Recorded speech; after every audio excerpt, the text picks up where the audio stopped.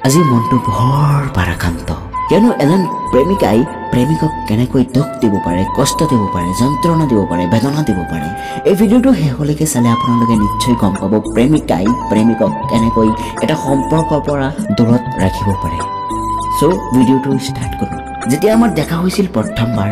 তুমি আহিছিলা মোৰ ওচৰত তোমাক মই ভাল লাগিছিল আৰু ময়ো তোমাক ভাল পাইছিলোঁ প্ৰত্যেক দিন কলত কথা পাতিছিলোঁ আৰু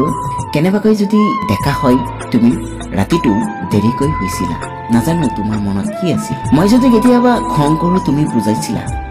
তেন্তে আজি এনেকুৱা কিয় নহয় এতিয়া আগৰ দৰে কথা নহয় কেলে কিয় আজি আমি আগৰ অৱস্থাত নহওঁ